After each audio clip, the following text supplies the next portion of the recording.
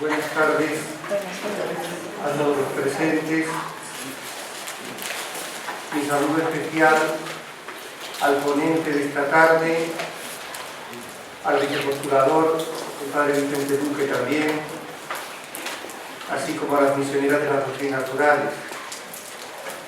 Me han pedido, pues, una grata labor, porque para mí presentar al ponente, presentar a un amigo de hace casi 30 años. Amigo, compañero en el Seminario de Toledo, y para mí, para muchos, hoy también son sacerdotes en muchos sitios, de España sobre todo, pues un ejemplo y un referente.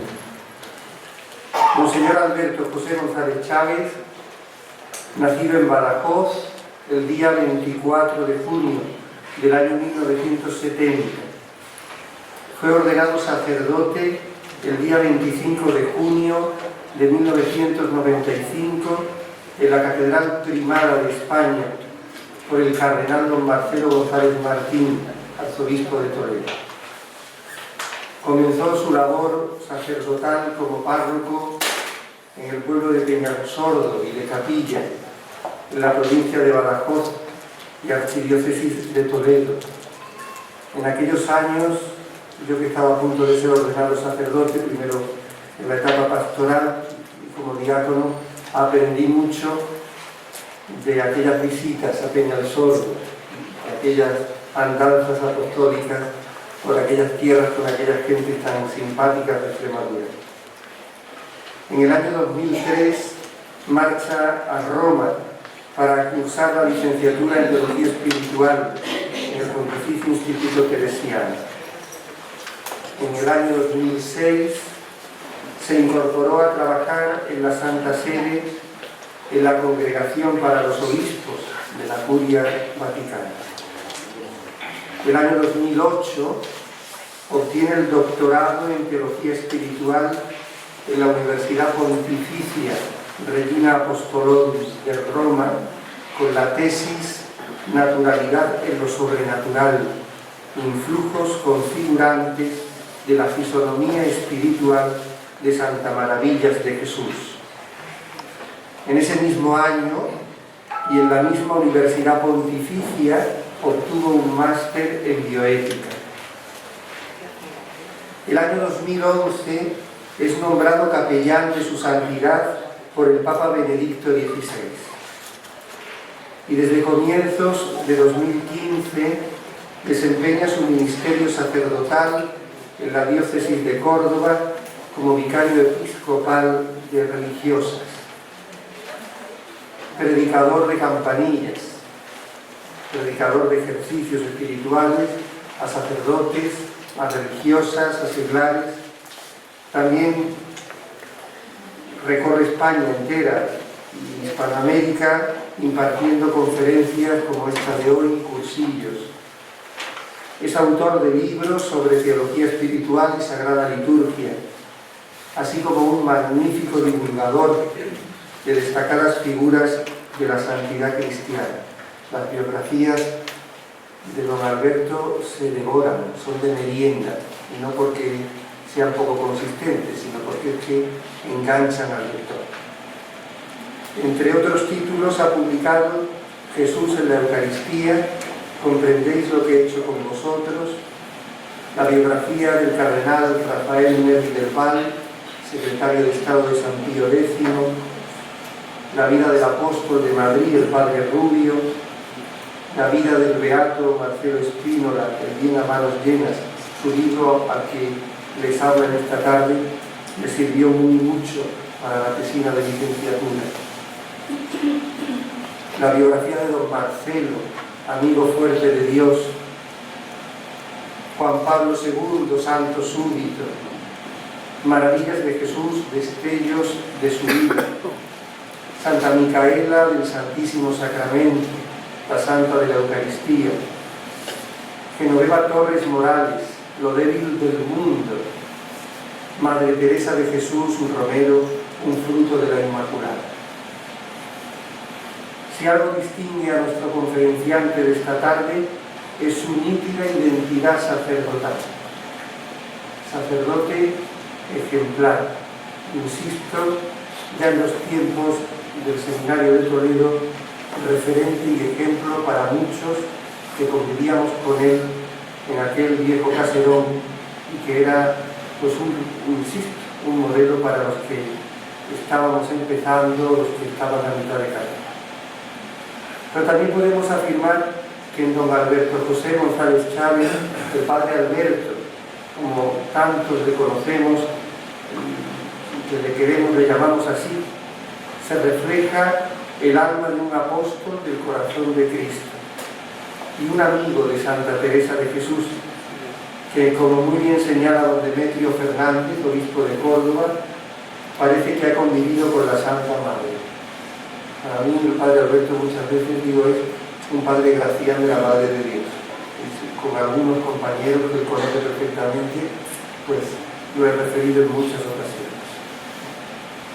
De lo cual, como digo, el que les habla en esta tarde es testigo, pues en aquellos años de seminario a muchos de nosotros, hoy sacerdotes, nos contagió el afecto por la Santa Reformadora del Carmelo y esta tan grande maestra de vida interior que es Santa Teresa de Jesús. Su palabra clara y directa, cautiva, lo van a comprobar inmediatamente, nos va a ayudar mucho en esta tarde a conocer más todavía la figura del Padre Arnaiz y a prepararnos mejor a la próxima beatificación.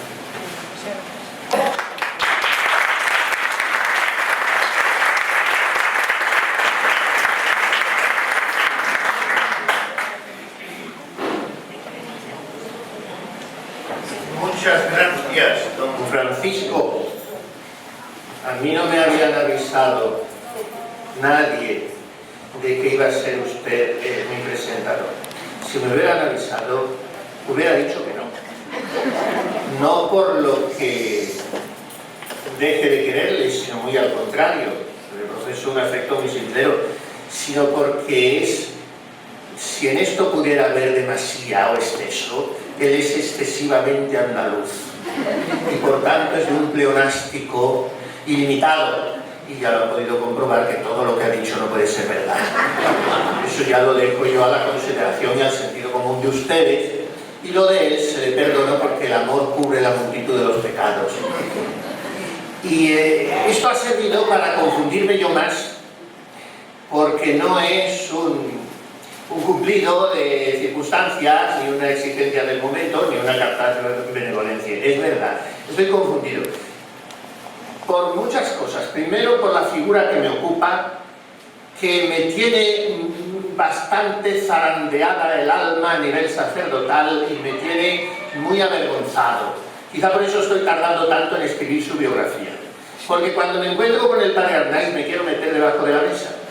Porque me considero un pigmeo delante de un gigante y un pecador enorme delante de un hombre todo empapado de Dios. Pero hay que seguir adelante porque el Señor nos pide servirle. Este es el primer motivo de mi confusión. El segundo hoy es tener a mi izquierda a un hijo de San Ignacio venerable, que es al que le correspondería dar esta y todas las conferencias sobre el padre Arnaiz. Porque al padre Vicente Luque todos le debemos mucho, y en el hecho de que se cuaje esta beatificación dentro de pocos meses, pues él, como todos saben, tiene no poca culpa. Y yo estoy...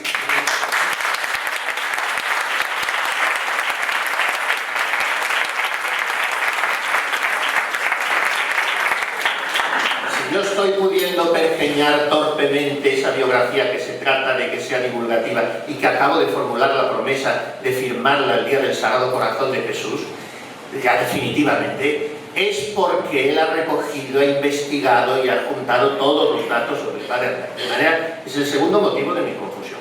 El tercero es hablar ante las queridísimas, para mí, en una amistad no tan extensa como ya intensa, misioneras rurales, porque ellas son el espíritu viviente hoy del padre Arnaiz y son las que están encarnando.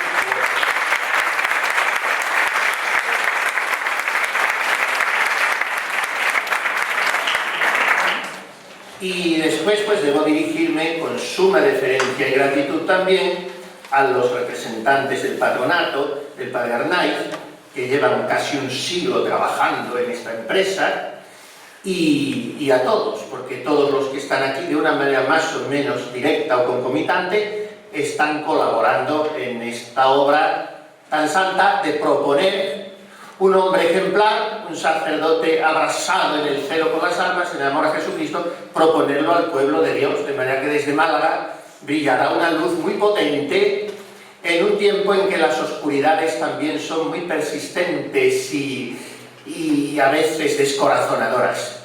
Pero la luz de la santidad puede más y brilla más.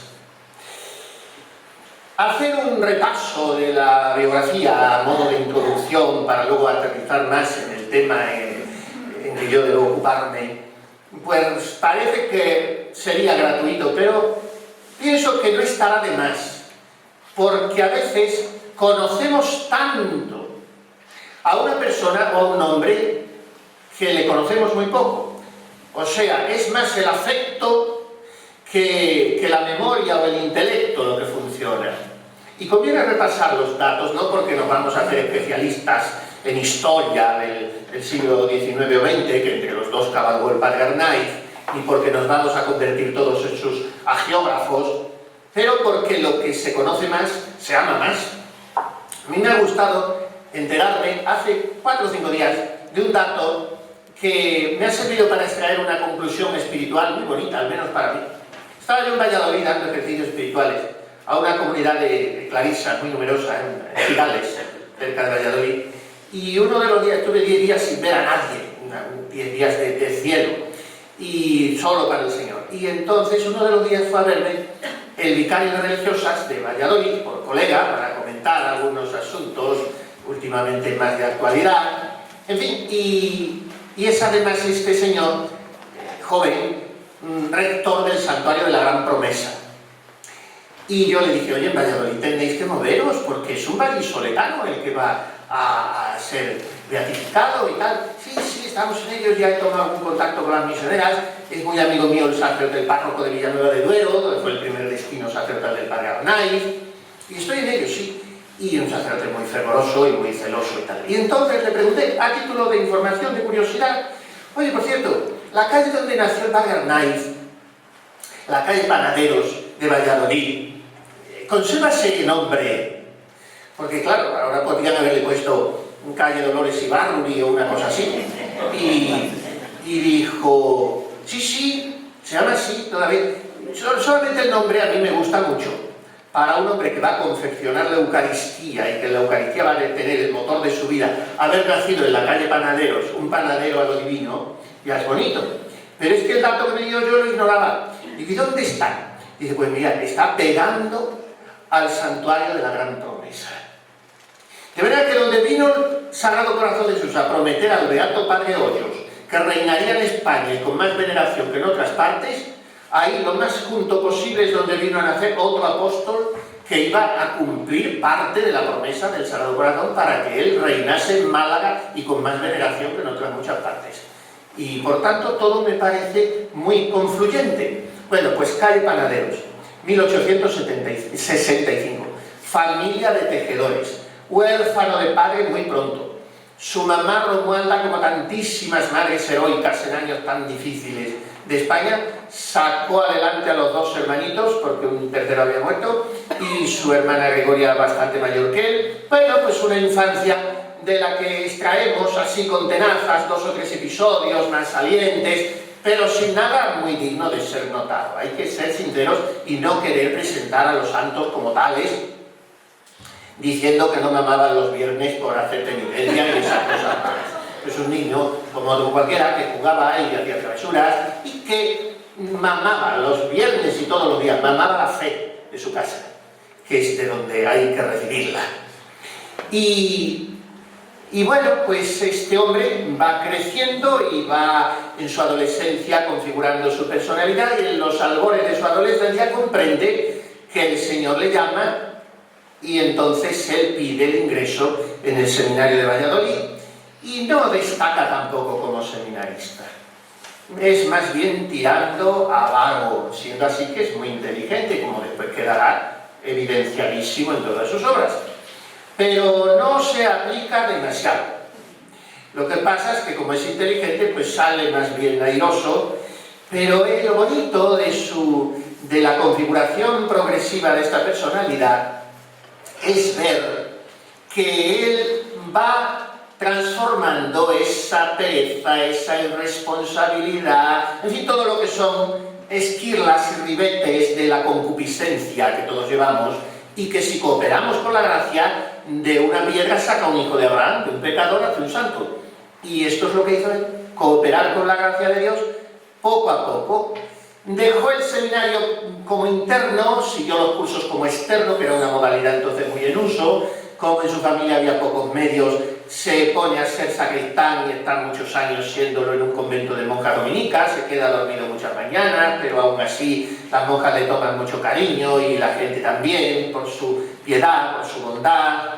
Y bueno, se ordena a los 25 años y antes de ordenarse fue previsor y opositor, acudió al concurso. Entonces en la iglesia las parroquias, las canonjías, las cosas se daban en virtud de los verdaderos méritos, de manera que había que ganárselas. Y él acudió al concurso y le dieron pues una parroquieta de entrada, como se decía entonces, de inicio, Villanueva del Duero, allí en Valladolid. Y celebró su primera misa en el convento de sus dominicas de San Felipe, donde había sido sacristán, en Valladolid, y comienza a trabajar como sacerdote. Y está allí 3 años en ese pueblo, Villanueva del Duero. Un buen día le dice un amigo que estaba en un pueblo vecino, y esa amistad ya no se rompería nunca, Antonio Membibre, que, oye, pues mira, este pueblo es poco y tal, ¿por qué no opositas? Que me he enterado que hay concurso en la diócesis de Ávila, que está vecina, y puedes acceder a un pueblín un poco más, de más vuelos. Total, que opositó, le dieron el curato, tampoco era para tirar cohetes, de Pollales del Hoyo, en el partido de Arenas de San Pedro, de unos 400 vecinos, bueno, pues unos 2000 habitantes, 4 o 5 almas por vecino, pues eso era lo que tenía el pueblo. Campaba por su respeto la indiferencia religiosa. Encontró un terreno muy duro, pero se puso a picar piedra y consiguió bastante, sobre todo con el arte incipiente que en él fue progresivamente creciente, de fichar feligreses y adivinar las habilidades que adornaban a cada uno para que en virtud de ellas le ayudasen a él en este campo o en el otro. Empezó a revitalizar las cofradías y esto lo hacía no con el afán de ser querido, sino además diciéndole la verdad y no haciéndole rebajas pastorales. Y era un predicador siempre en este sentido absolutamente diáfano y claro. Ese carácter suyo de castellano viejo pues hacía que esta sinceridad a veces casi pareciese brusquedad, no siéndolo, porque tenía un corazón entrañable, como en cuanto se le conocía más se comprobaba. Y lleva 3 años de cura en Pollales, ya tiene 31, y también a instancias de ese amigo sacerdote se doctora en teología en el Seminario Central de Toledo. Y de una tacada se licencia se graduó como bachiller, licenciado y doctor. Y por esta misma época se licencia también, o al menos adquiere el bachiller, en vida espiritual, porque empieza tomándose la cosa cada vez más en serio.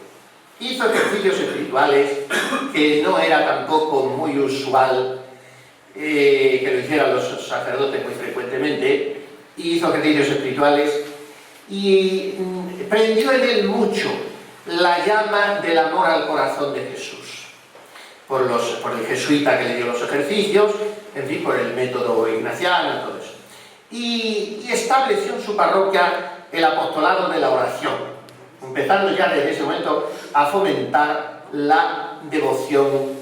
La reina de la devoción es el compendio de toda la religión, que no es una devoción contingente, que se pueda tener o no tener, como hoy es Santa Rita de Casia, yo puedo ser devoto de ella o no, aunque es abogada de los imposibles y tenemos que ser está la cosa hoy, de Santa Rita de Asia.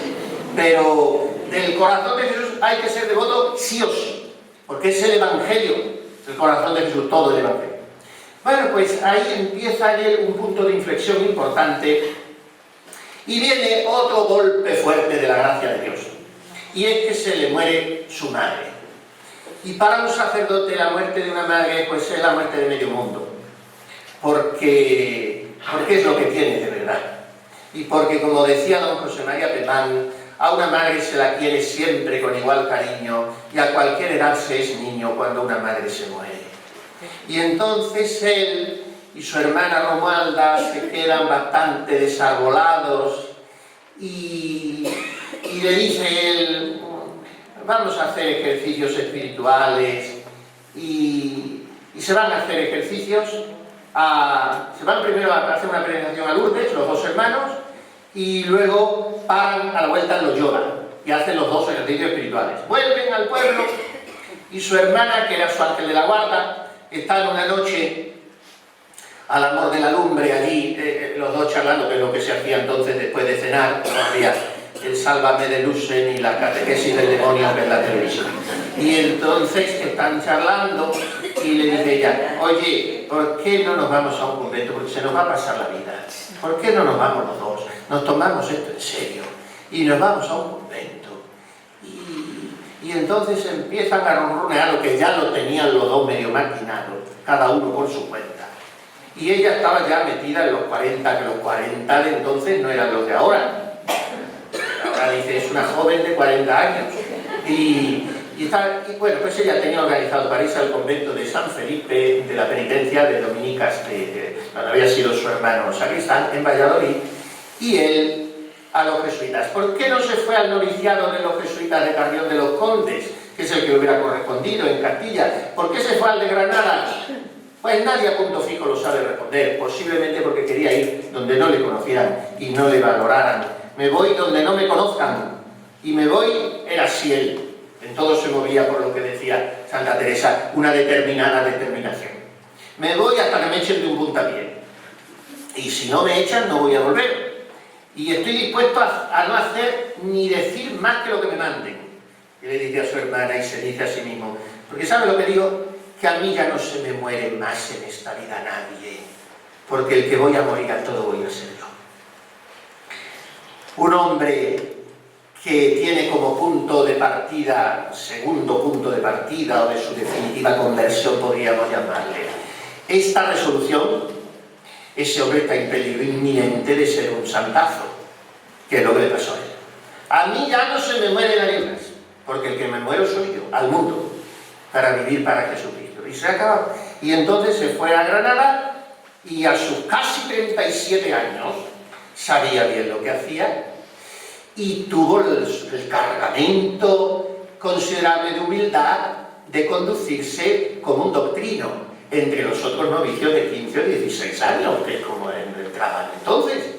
Y así empezó a formarse como jesuita entre aquellos muchachos, y poco a poco empezaron, claro, a darle cargos pastorales, y en fin, muchas, no voy a perderme ahora porque son nomenclaturas jesuíticas, pero para que nos entendamos: confesor, predicador, dirigir tandas de ejercicios, también incluso desde entonces ya sacerdote diocesanos, a los que conocía muy bien por haberlo sido él, y nunca le sobraba tiempo, nunca. Si le sobraba, por la noche se iba y organizaba conferencias con los gañanes, con los obreros, y los días de fiesta daba pláticas a las mocitas de las escuelas dominicales, animaba a las maestras, y así empezó a estrenar esa ocupación en la que habría de hacerse tan diestro y especialista: matarse, literalmente, por el Señor y por las almas. Matarse, no reservarse nunca. Impéntame superimpenta, dice San Pablo, me gastaré y me desgastaré. Pues este podría ser un título de los muchos que podrían definir la biografía del padre Arnaiz. 7 años en Granada, formándose y empezando a trabajar, en fin, dentro de todo, de una etapa global, digamos así, de formación, y es destinado a Murcia como operario, en el decir de la compañía. Operario, pues confesor, predicador, acudía a enfermos, ya fuera de la formación. Y padre espiritual del seminario de la residencia, director de las congregaciones, los Luises, las escuelas nocturnas, todo. Un desbordamiento pastoral es el que empieza ya él a practicar en Murcia. Lo primero con lo que se estrena fue unos ejercicios espirituales para todos los públicos desde el púlpito de la iglesia de la compañía. Y a partir de aquellos ejercicios, su confesionario empieza a verse asediado por gente de toda condición. Porque era muy parco en palabras, pero era muy intenso y muy acertado y muy justo en el consejo y muy dulce en la intención. Y entonces el alma sabía que no la acariciaba innecesariamente, sino que la impulsaba en el camino de la santidad. Y en un ministerio tan importantísimo, y que hoy se echa tanto de menos, como es el del confesionario y la dirección espiritual, empieza él a fraguarse como jesuita. El alma que cae a sus pies, porque el confesionario entonces no era con el sillón mullido como ahora, era de rodillas, que es como hay que confesar los pecados, y el alma que cae a sus pies está en peligro de ser santa si le obedece, porque es que él no se la quedaba para él, la mandaba a impulsos del Espíritu Santo. Y una de sus más fieles colaboradoras, de las que hablaremos después, Ángeles Macías, que lo conoció precisamente aquí en Málaga y se puso bajo su dirección espiritual, decía que el número de sus penitentes crecía de un modo atroz, de un modo atroz. No es que hubiera nada extraordinario, sino un don de Dios que cada uno definía de un modo y cuyo resultado era siempre es un santo. Y hacía santos con aquel interés tan grande cuando se trataba de un alma, aquel cuidado en el más leve detalle, que podría parecer sin interés a los que le daban cuenta, pero aquella alma grande suya solo veía un alma que Dios le enviaba para que la encaminase al bien, y ponía todo de su parte, no solo para dirigirla por el camino del bien, sino para que amara mucho a Dios. Inculcaba ese amor a Dios sin esfuerzo, con una suavidad y dulzura que cambiaba cuantos tenían la dicha de ponerse bajo su dirección. Empieza entonces a ganarse, no a ganarse porque no era en algo en él reflejo ni pretendido ni estudiado, sino a atraer, empieza a atraer porque bonum est diffusivum sui, decían los clásicos, el bien es difusivo de sí mismo y se contagia. Y entonces empieza a atraer gente, personas seglares, que empiezan ya a ponerse bajo su égida, bajo su magisterio, bajo su dirección, sin que él pretendiese nunca nada. Y ya voy aterrizando un poco más en el tema que es el objeto de esta disertación. Y entonces un señor de Murcia, es uno de los primeros testimonios más salientes, más rotundos que tenemos, don Rafael López, era natural del pueblo de La Raya, y estaba admirado de que algunos paisanos suyos, antes de ir a las faenas del pimentón, que es lo que se ocupaban en aquel pueblo, pues habían sido fríos religiosamente, habían empezado a confesar con el padre Arnaiz y trazaban su jornada para comulgar antes de ir a las faenas del campo. Comulgar, para comulgar, recuerdan algunas personas de los ancianos de Israel que hay aquí, que no es como ahora, que te tomas el café y vas a comulgar, habiéndote confesado 6 meses antes. Esta rebaja de la Eucaristía que hay, no. Entonces tenías que haber ayunado desde el día antes, y por tanto la misa a las 6 de la mañana, y más si ibas a ir al trabajo, y haberte confesado muy bien confesado y con frecuencia, en fin, todo como Dios manda. Pues empiezan aquellos lugareños, y a este señor, a este don Rafael, le llama aquello la atención tanto, que se hace uno de los hijos espirituales más fieles del padre Arnaiz en Murcia. Tanto que lloraba como un niño huérfano cuando el padre Arnaiz se fue. Y le preguntó un día confesándose, mire usted, yo los días de fiesta me voy a jugar a los bolos por la tarde y no al rosario, porque el rosario lo rezo diariamente en familia. Pero claro, a lo mejor daba un testimonio yendo yo a la iglesia a rezar el rosario. Y el padre le contesta, porque era esto muy comprensivo y muy normal. Usted no tiene obligación de ir al rosario, siga usted con los bolos. Y así, con esa pedagogía progresiva. A otra semana, a este señor, como era de comunión diaria, era de confesión semanal, porque esa tiene que ser la cadencia. Pero mucho más no nos dura la gracia de Dios. Y entonces va al sábado siguiente a confesarse y él se acuerda de todo, tiene una memoria feliz del padre Arnaiz, y le dice: mire usted, don Rafael, mañana es día de bolos, y le mantengo lo que le dijo. Le dije: puede usted ir tranquilamente, usted no peca ni venialmente siquiera, pero si renuncia a ir, hará algo más perfecto por el Señor, porque le ofrecerá ese sacrificio y verá en qué grado ama usted a Jesucristo. Así lanzaba a la gente a la santidad, no diciendo: usted hace mal, usted se va a ir al infierno. Hablaba del infierno cuando había que hablar también, pero no era ese el método, era encenderlos en el amor a Jesucristo. Y estuvo muy feliz con aquellos murcianicos, y ellos le quisieron mucho. Y eran años muy difíciles, eran años de mucha revuelta en España, eran los años de la Semana Trágica de Barcelona, un brote de anarquismo muy sangriento, eran los años de la ley del candado de Canalejas, donde no se permitía a los conventos recibir novicios, el cantonalismo, todo esto que estamos reviviendo ahora, de alguna manera. El cantonalismo era que cada ciudad y a veces cada pueblo llegaba a ser ridículo, se declaraba independiente de España, en fin, muchas cosas raras que hubo en el siglo XIX.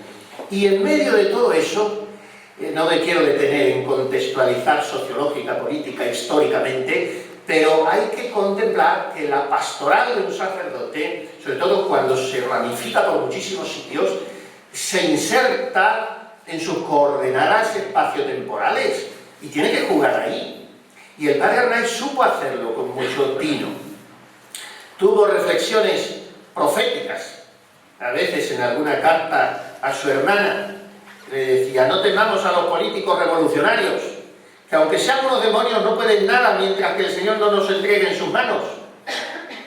Temamos al Señor, que quiere castigarnos y purificar a su iglesia, porque hace mucho tiempo se está quejando de los que le estamos especialmente consagrados y no le queremos hacer caso. De los pecados de los hombres el Señor saca bienes para los suyos, de manera que si viniera la persecución violenta, le daríamos gracias por ser nosotros los que recogíamos la ganancia de tanto desbarajuste. Pero le añade a continuación con gracia a su hermana y a sus monjas: no tengáis miedo de que os martiricen. Para ser mártires hay que merecerlo, y nosotros no lo hemos merecido. No os hará el Señor gracia tan grande. Disponernos a eso es lo que nos importa. Pidamos por estos pobrecitos locos que hacen de judíos en esta nueva pasión de Cristo. En fin, si no tuviera la fecha, la carta del 18 de octubre de 1910, podríamos poner la de hoy y pasaba tranquilamente. Bueno, pues en medio de esta situación, de España desarrolló él su pastoral.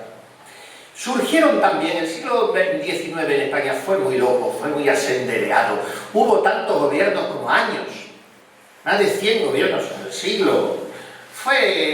España en todo es muy excesiva, por eso es encantadora hasta cuando se pone loca. Y entonces fue un siglo muy, muy difícil, pero fue un siglo de santidad. El siglo XIX dio unos santazos a la Iglesia de España enormes. Hoy celebramos una Santa Joaquina de Luna, modelo de todos los estados: soltera, casada, viuda y monja, fundadora. Y como lo mismo que Santa Rita, pero esa es 5 siglos antes, o 4. En fin, dio muchísimos santos en el siglo XIX y surgieron muchísimas veces al calor de la mínima compañía de Jesús, que ha sido la columna de la Iglesia durante muchos siglos en Europa, y surgieron muchos movimientos, asociaciones, congregaciones, para ayudar a los jóvenes, para evangelizar, para educar, en fin. Bueno, pues el padre Arnaiz funda ya en Murcia una residencia para jóvenes obreras. Cualquier cosa de esta, se dice una fundación, una empresa, una obra, y dicho así son 2 renglones o 10 segundos.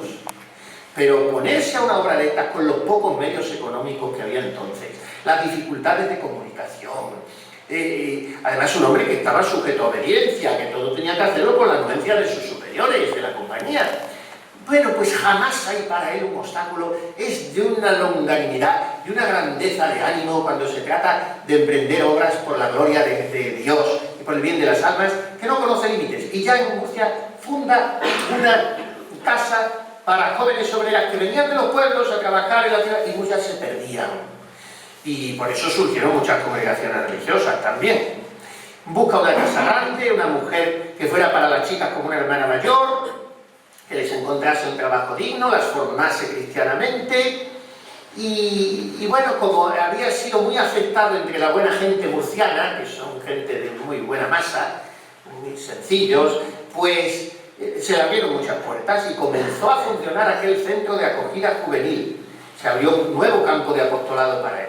Una de sus cristalizaciones ya más concretas en la implicación, diríamos ahora, de los seglares en su pastoral.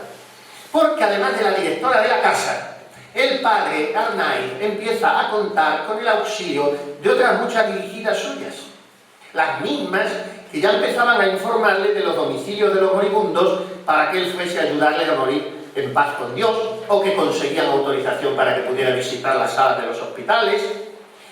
Auxiliares apostólicas que colaboran con él ya en Murcia en catequizar a los niños de los suburbios o del Cementerio Viejo, el Pilar, Pedriñales, Santiago, San Antón. La principal de estas catequistas, que luego constituirán una verdadera constelación en torno al padre Arnaiz y que cristalizarán de alguna manera más oficial, entre comillas, aunque no tuvo oficialidad, en las misioneras de las doctrinas rurales. La primera de estas, la principal, fue Asunción Mora, que decía que el padre le hacía volar sin alas, porque es que elevaba a las almas que trataba, las elevaba. Bastaba que sacase del fajín su crucifijo y exhortase a su interlocutor a amar a aquel que le había amado a él tanto, y el alma se ablandaba, porque es que lo que nos ablandan no son razonamientos, ni programaciones pastorales, ni explicaciones abstrusas. Lo que nos ablanda es el amor de Jesucristo. Me amó y se entregó por mí. Y este era el método pastoral que él usaba. No le hacía falta otro y le funcionó aquel bastante bien. Pues hablaba de Jesús con tal convicción, con tanta dulzura, con tanta bondad, que era difícil que las almas se le resistiesen. Y así le sucedía también entre los jóvenes, entre los que tenían mucho éxito, las congregaciones, que han hecho tantísimo bien al amparo de la compañía, como tantas obras en la iglesia, las congregaciones de Marianas, la congregación de San Luis Gonzaga, pues no se conformaba con formar a los jóvenes espiritualmente, enseñándoles a hacer el examen de conciencia, la meditación, a querer a la Virgen, sino que les educaba humana, culturalmente. A veces organizaba con ellos veladas literarias de altura considerable. En fin, no circunscribió su actividad apostólica a Murcia, porque empezó a dar ejercicios espirituales a sacerdotes en Toledo, en Madrid, en Córdoba, en Granada, a señores en Alicante, dio una misión durísima en Villacañas, en Toledo, y empieza también otra faceta en él, de formación de los seglares, de medio para embarcar a los seglares en la vida apostólica, engolosinándoles con la santidad, que fue la dirección espiritual también por correspondencia. Uno de los misterios, casi todo en el padre Arnaiz me suscita misterio que, claro, sin un auxilio especialísimo de Dios nuestro Señor no se puede comprender, porque este hombre hacía lo que no podían hacer 10, y este hombre le cundía el tiempo de una manera y no se ponía mal, y si se ponía es como si no se pusiera, porque seguía adelante. Y cuando se puso, se murió con la elegancia que hay que morirse. En 3 días dijo, la máquina se ha estropeado, me muero, y se acabó. No dio más guerra nunca. Era un hombre increíble en todo. Bueno, pues no se explica tampoco cómo puede sacar tiempo para la cantidad de cartas que escribió. A veces en alguna carta dice, lleno el maletín, cuando voy a dar una misión, lleno el maletín de cartas para contestarlas. Y a veces me las traigo todas sin contestar, pero es que no tenía tiempo material. Dormía 3 o 4 horas escuchando confesiones, después de haber echado 7 u 8 sermones, predicar 2 ejercicios a monjas a la vez, la misión en el pueblo que fuera, por la noche a los hombres, tal, sin micrófono, que esto también hay que tenerlo en cuenta, sin las ayudas de hoy. O sea, era un verdadero fenómeno de la naturaleza y de la gracia. En aquel corpezuelo, que no, sí, tenía una altura considerable, pero no tenía mucho chasis, mucha osamenta que sostuviera aquel cuerpo, pero el alma lo sostenía todo, porque estaba llena de Dios. Bueno, pues va a Loyola a hacer sus últimos votos, vuelve de Loyola y concluida ya definitivamente su formación jesuítica, tras una estancia de 1 mes y medio como premonitoria en Cádiz, es enviado a Málaga. y llega a Málaga un día que debiera estar grabado en las crónicas de la ciudad de Málaga la Bella con letras de oro, el 2 de abril de 1912, hace más de un siglo, 106 años que este hombre llegó a Málaga.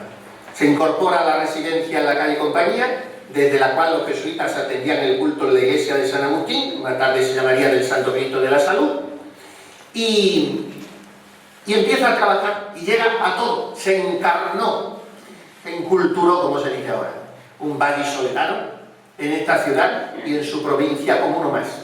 Y estuvo 4 años primero en Málaga, del 12 al 16. 4 años incansables,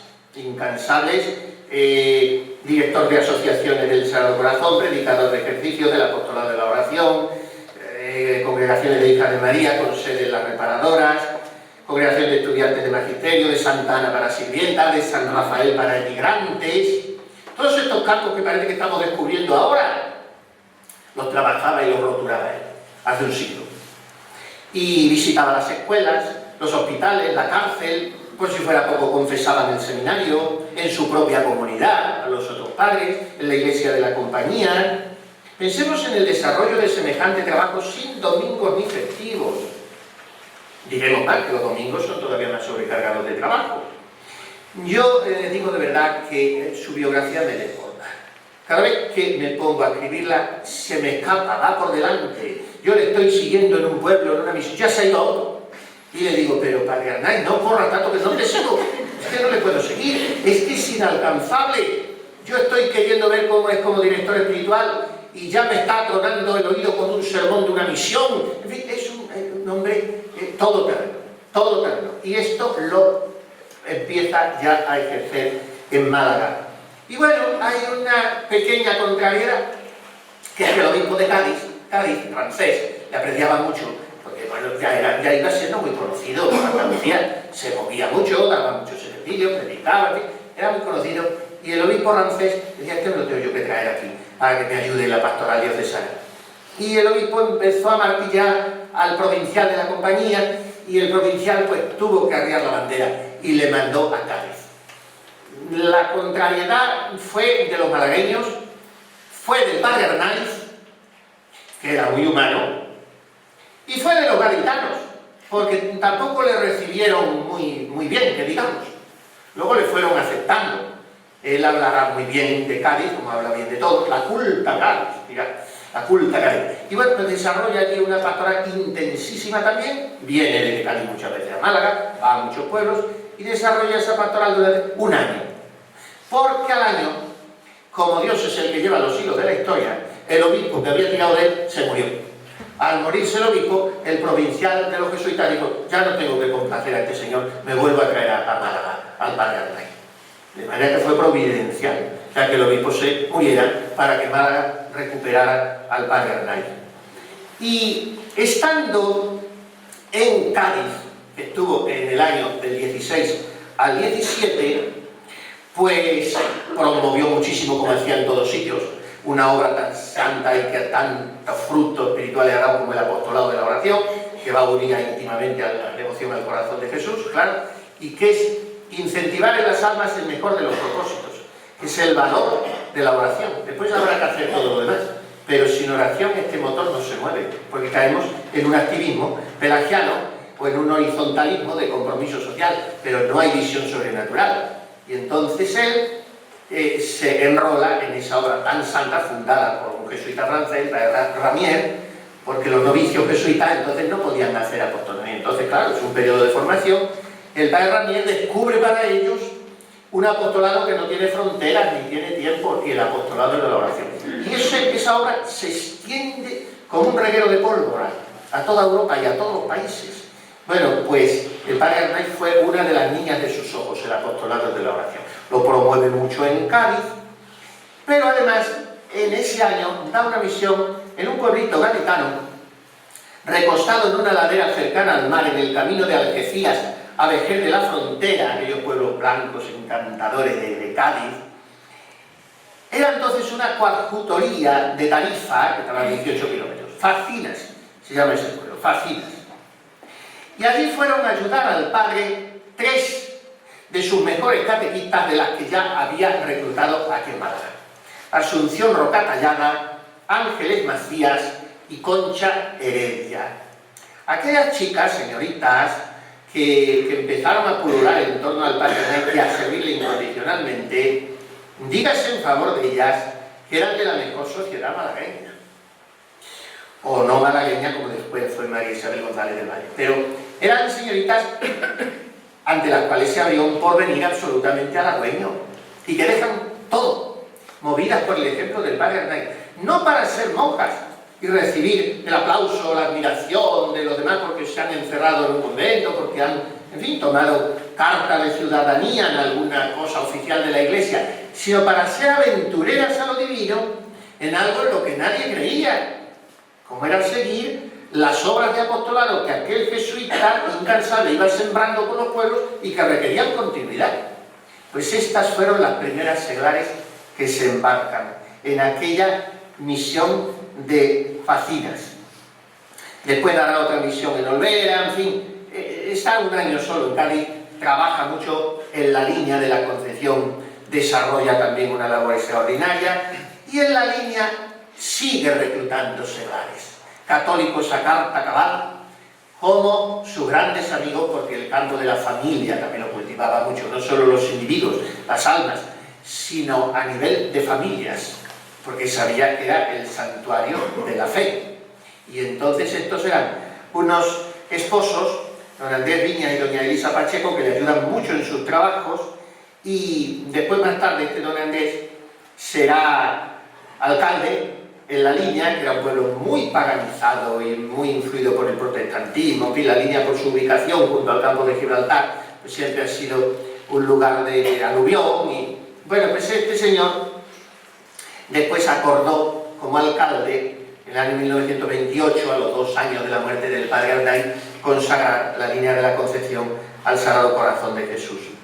Tenía que reunir a la gente allí en La Línea, donde fue muchísimo, en una barraca, y le había cedido una señora. Y entonces otra familia, que le toma mucho cariño, que empiezan a colaborar con él, la familia Rescano, le ceden un garaje y después ese garaje, pues, se convertirá en iglesia, como pasa con muchas de las obras que hizo el Padre Arnaiz.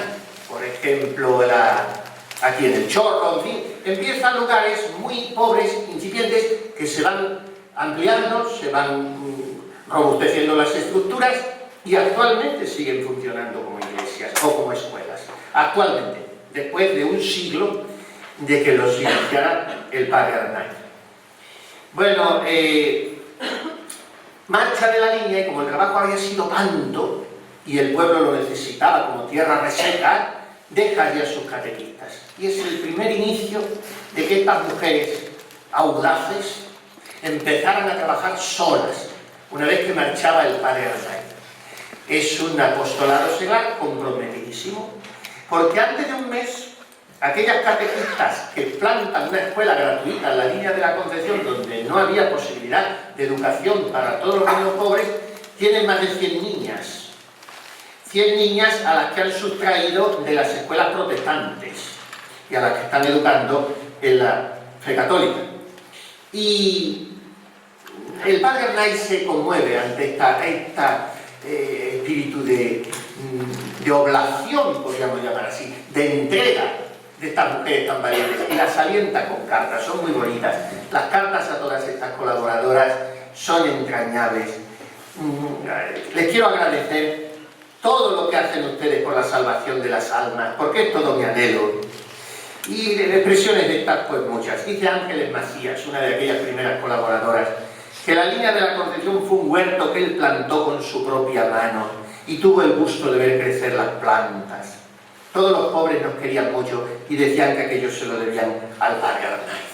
Por tanto, la estancia en Cádiz fue sumamente fructuosa, pero vuelve a Málaga ya para que sea su campo habitual de acción, bueno, más bien el cuartel de operaciones, porque de Málaga se movía por toda la provincia de Málaga, sobre todo por las zonas más deprimidas y por muchísimos pueblos y ciudades de Andalucía. Y está en Málaga 9 años, del 17 a 1926 que muere. No sabemos cuándo es la fecha el padre Luque hace ahí diversas opciones posibles, pero en fin, no se puede aterrizar a punto fijo, asegurar cuándo es la fecha en que él hace su pacto con el corazón de Jesús. Y su pacto con el corazón de Jesús es el siguiente: dame 10 años de vida y yo me mato por ti. Y así fue. Bueno, el corazón de Jesús, como es liberal con todo lo que le invocan y no se deja ganar en generosidad, le dio más de 10 años, porque este pacto lo hace un poco antes, 12, 14 años antes de morir, pero así efectivamente, yo me mato por ti. Y se mató por él, y se mató aquí, se dejó un pellejo y otro aquí en Málaga. Y bueno, pues sería absolutamente prolijo enumerar su pastoral aquí en Málaga, sigue un poco en el surco de todo lo que hemos dicho ya. Pero vamos a su apostolado, y ya lo enunciaré más sucintamente porque no quiero hacerme muy largo, a pesar de la atención tan obsequiosa y la elegancia con que todos ustedes están escuchando. Y yo les agradezco mucho, pero aún así más vale que la gente se quede con ganas. Y bueno, pues los enfermos fueron un campo suyo de apostolado queridísimo, porque tengamos en cuenta cómo eran los hospitales de entonces, cómo estaban los pobres enfermos solos en sus casas entonces. La situación es que hay que trasladarse hace un año, hace un siglo. Y en ese ministerio con los enfermos le ayudan muchísimo también personas seglares, estas incondicionales colaboradoras, vamos a llamarlas así, y señores que le sirven de ángeles de la guarda, que le acompañan, que le ayudan en sus viajes, que le protegen un poco cuando las condiciones de las incursiones apostólicas son más arriesgadas, que le recogen en la residencia, que le facilitan los domicilios de los enfermos, que le avisan del que va a morir sin sacramentos, que se anticipan en las diversas casas a la visita del Padre. En fin, eso que hoy se hace en muchas parroquias, visitadores de enfermos, pues esto era en torno al Padre Arnaiz toda una, podríamos llamarle, desorganizada organización, porque no era a base de folios, ni de avisos por Facebook, ni por WhatsApp, no, era pues con la gente movida por ese celo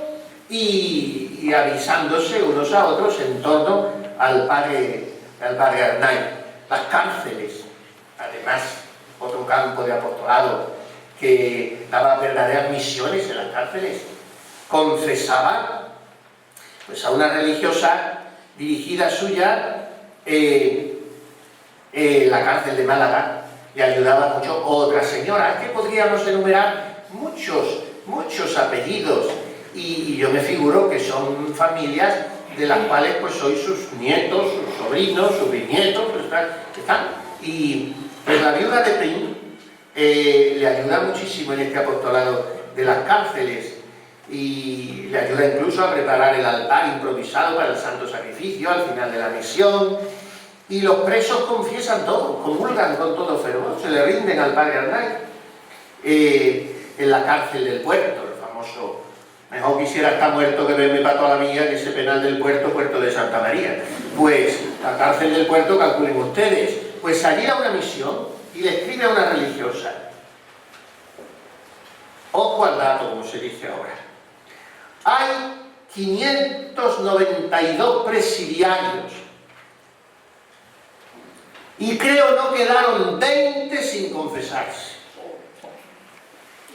Y a continuación le dice a la monja: llore usted los pecados de los hombres y alcanzará para ello gracias que lo muevan a acercarse a las misericordias del Señor.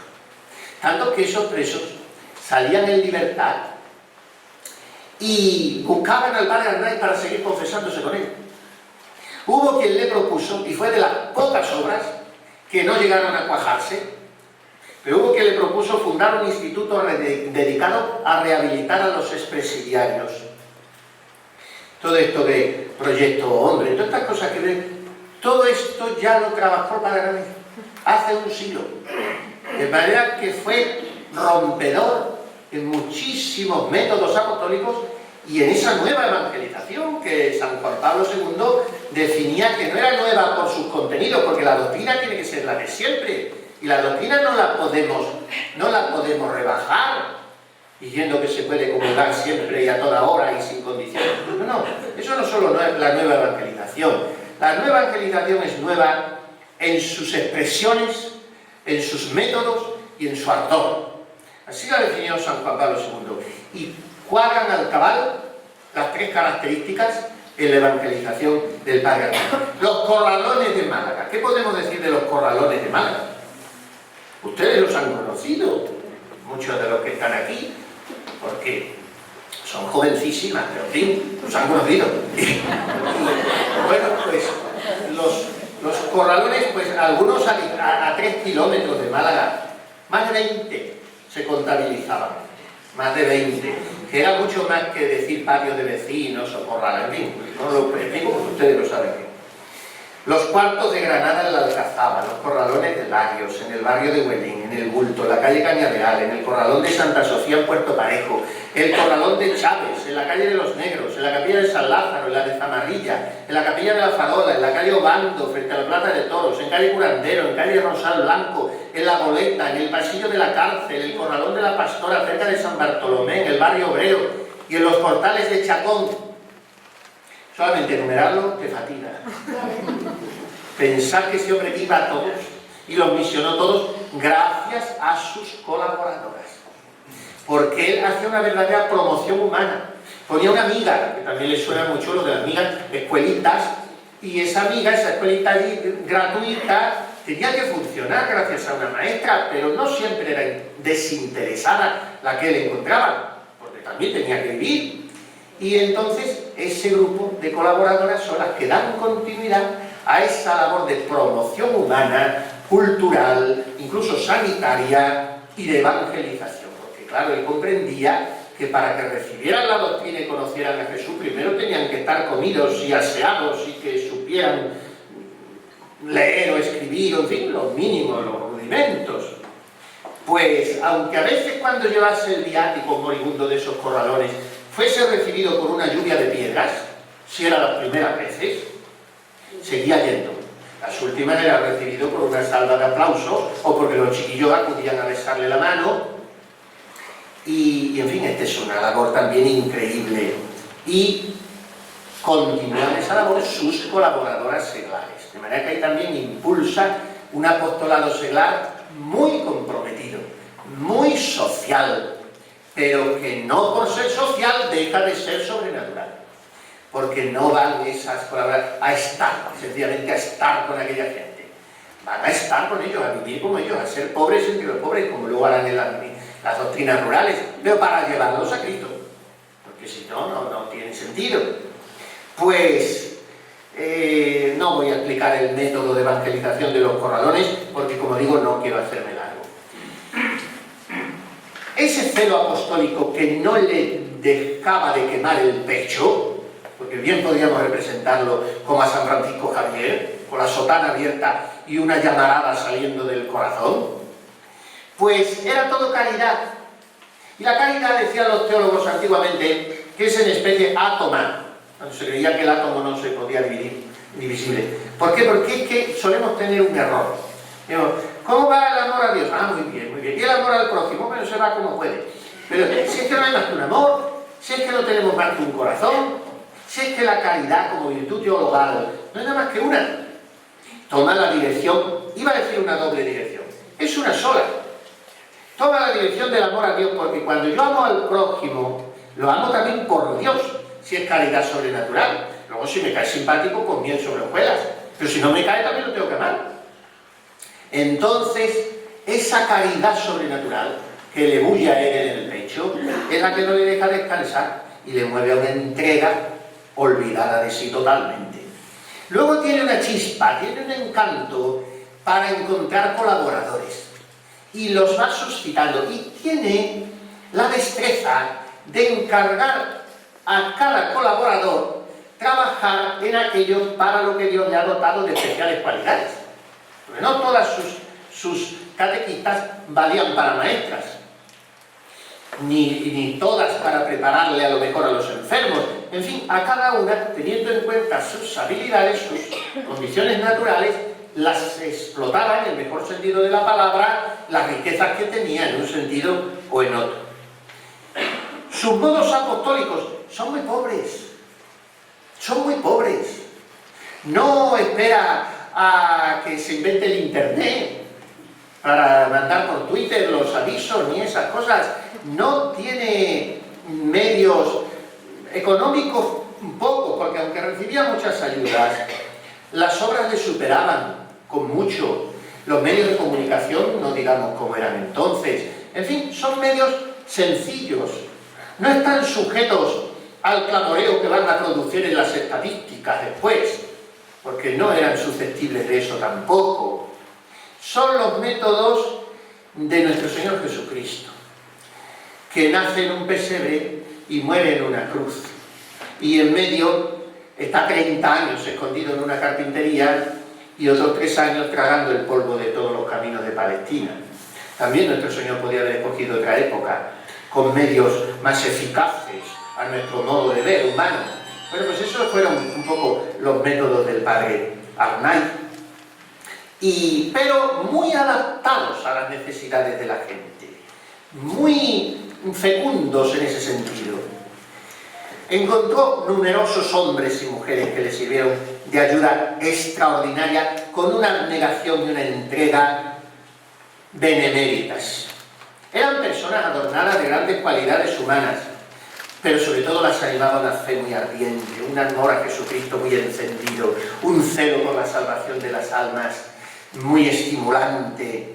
Y eran actitudes que el padre Arnaiz cultivaba en ellos a través de la dirección espiritual. Mostraba un don especial. El padre Cañete, que era también otro santo, fue provincial de la compañía, provincial del padre Arnaiz también, pues decía, mostraba un don especial en la dirección de las almas, atrayéndolas suave y fuertemente a Dios, yendo ordinariamente de frente, sin rodeos ni contemplaciones, sino hablando a la vez que con dulzura, con energía y franqueza, doblegando así incluso a las voluntades y caracteres difíciles.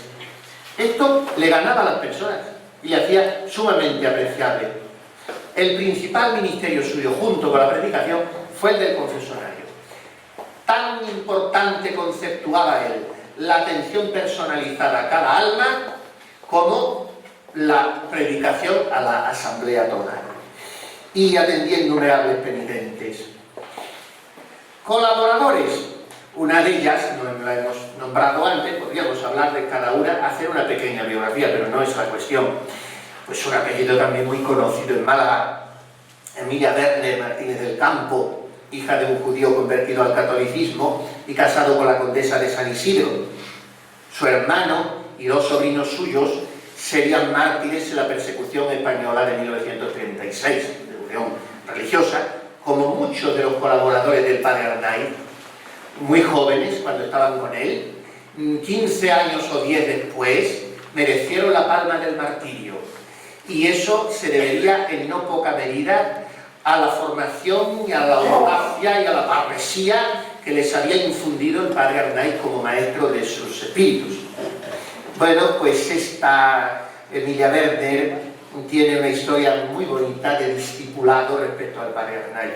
Otra colaboradora magnífica, que es como uno de sus grandes buques insignias también en su campo de trabajo con los seglares, muy conocida también en Málaga, los apellidos, fue Concha Heredia Loring, hija de los condes de Benaís y descendiente de esas ilustres familias que habían propiciado el desarrollo industrial malagueño en el siglo anterior. Cuñada del conde de Guadalhorce, que había construido el pantano del Chorro y fue también gran colaborador, uno de los grandes seglares que colaboró en la obra social y religiosa del padre Arnaiz con los obreros. Asunción Roca Tallada, Ángeles Macías, que no la hemos nombrado, y bueno, la palma se la lleva una señorita de una familia también de mucha nombradía de Asturias, María Isabel González del Valle, que después de un asendereado proceso vocacional, sin encontrar su lugar, se pone bajo la dirección del padre Arnaiz aquí en Málaga y será la que él llame la abadesa, la jefa de las misioneras rurales, cuando él comienza, y pensaba hablar de esto más largamente, como hablar de los ejercicios espirituales, pero ya les hago gracia de todo esto porque no sé el tiempo que llevo, pero sé que es mucho. Pues esta María Isabel es la iniciadora, junto con otras 7, de la misión, la doctrina rural que implantan en Gibralgalia, porque yendo el padre por allí ve ese pueblecito recostado en la sierra y le dice, no sé si habrá alguien de por allí, en fin, ha pasado un siglo y nadie se va a ofender porque la historia es la historia. Mire usted, esa gente viven como bichos. Esto fue lo que le dijeron literalmente. Están inciviles y no le decimos nada respecto a la fe. Y claro, él se partía el corazón de esas situaciones, que había muchas en la Sierra de Málaga entonces, pero quizá ninguna tan sangrante como aquella, cerca de Pizarra, Gibralgalia, y entonces él dijo, no, esto no se puede consentir, hay que hacer algo. ¿Podéis beber el cáliz? Como el Señor cuando le pregunta a Santiago de Pan, ¿podéis beber el cáliz? Y aquellas señoritas esforzadas, que lo tenían todo en sus casas, dicen, podemos, allá vamos. Y le dicen, mira, vais a estar sin nada, pero sobre todo sin santísimo, y vais a estar sin misa y comunión diaria, que lo más que se puede pedir a una alma enamorada del Señor, claro. Y tenéis que renunciar incluso a esto, a ese sustento espiritual. Bueno, si es porque aquellas almas conozcan a Jesús, nosotros iremos los domingos en caballería 2 horas a Pizarra y oiremos misa y hasta el otro domingo. Y entonces San Manuel González, y ya termino dejándome en el tintero muchísimas cosas, pues San Manuel González, porque es que los santos, podríamos decir, no quiero resultar irreverente, lo del refrán, de las buenas yuntas Dios las cría y ellas se juntan. Y entonces los santos coinciden. Lo pasa siempre que se estudia un santo, Dios le pone otros cuantos alrededor.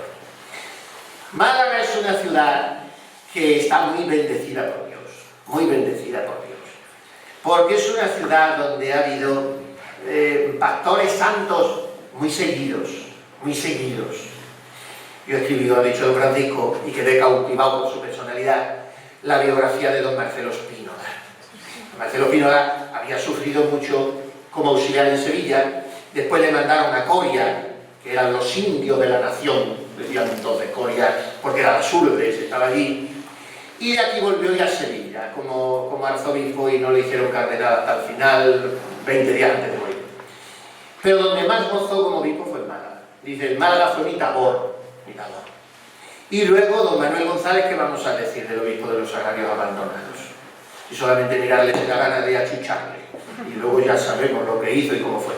Y luego Herrera Oria, en fin, que ha habido mucha historia de santidad en esta ciudad. Don Manuel González quiso y valoró muchísimo al padre Arnaiz, porque le consideraba un colaborador valiosísimo en su pastoral diocesana. Y el 19 de julio de 1926 tuvo el santo obispo de los Sagrarios Abandonados la oración fúnebre en medio de aquella manifestación de fervor popular indescriptible que fue el funeral del padre Arnaiz. Y claro, no podía ser otro más que el obispo quien hablara de él. Y en aquella oración fúnebre, pues según ese estilo tan cordial, tan cálido, tan afectivo y tan directo, que hace tan encantadora la lectura de don Manuel González siempre, empezó a rezar en voz alta delante del cadáver del padre Arnaiz. Y decía San Manuel González, ¿qué haces, Jesús mío, con este pobre obispo de Málaga? Le confías una diócesis a su cuidado, y viendo que la mies es mucha y los operarios tan pocos, le privas de un sacerdote y de las virtudes y condiciones del padre Arnaiz. ¿Qué va a ser de este pobre obispo? ¿Cómo quieres que lleve la carga que has impuesto sobre mis débiles hombros si me privas de los mejores operarios de esta viña? Y dijo muchas cosas más sobre el padre Arnaiz, muy bonitas. Y entre ellas dijo la siguiente. Esa oración fúnebre hay que leerla porque es conmovedora. Y terminó diciendo, yo espero que la Iglesia hablará algún día. Decir esto en un entierro allí con el cuerpo presente es comprometerse mucho.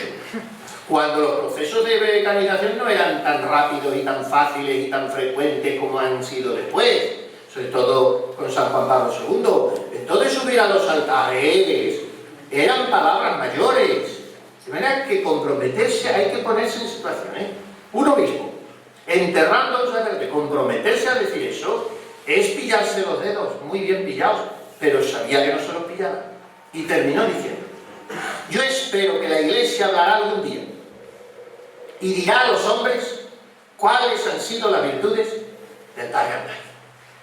Pues sé aquí que por fin la Iglesia, nuestra Madre, habla.